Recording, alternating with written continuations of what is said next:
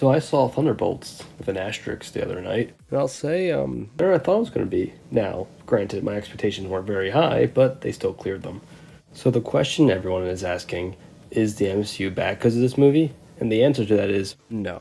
However, I did think it was a step in the right direction, even if that step was only a marginal one.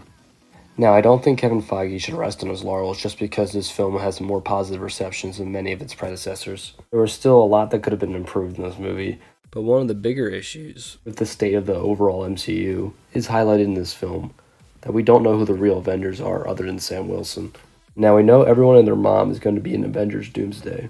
I suppose it doesn't really matter who's on the Avengers roster since every character is going to be in the movie anyway. However, from a world-building perspective, it is very weird that we don't know who's on the main superhero team. This is not a new universe. This is something that should have been established well before the events of Doomsday, but c'est la vie at this point. But going back to Thunderbolts, I like that this was a character-focused story. There has been such little character work done recently in these films that even doing the basics has been a significant improvement. Like the scene where Red Guardian consoles Yelena. It's pretty standard stuff you expect to see in a film like this. However, these kind of basic character dynamics has been shockingly absent in the multiverse saga, as these characters often don't interact with each other like normal human beings. Yelena's arc in this movie, while simple, was executed decently enough and reinforced the themes of redemption and found family. Red Guardian was once again used as the comic relief character, and while I found his jokes funny, I understand many did not. Wyatt Russell once again killed it as John Walker, and the fans still love him despite the writers' best efforts to make us hate him. Bucky felt like a tacked-on member of the team who didn't really organically fit in. Now, on paper, he seems like a great choice for this team as his backgrounds and abilities match the others very well. However, the chemistry just wasn't there.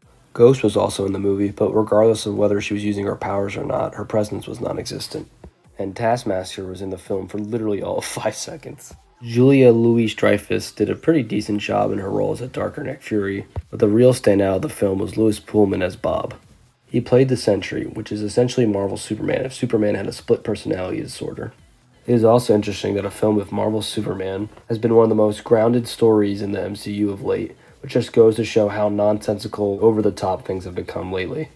While The Thunderbolts is far from a perfect film, it is one of the better offerings of the multiverse saga, which is not the highest of praise, I know, considering how bad some of these films have been. I think it's definitely worth the watch if you're a fan of the MCU in general, and even if you've become more cynical of late, there's a chance you enjoy this film. I can't guarantee it, but I can guarantee that it is better than most of what we've gotten over the past 5 years.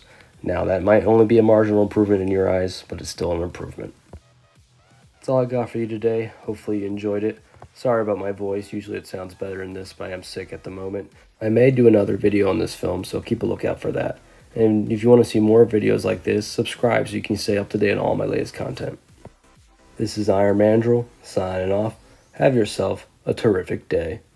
Ciao.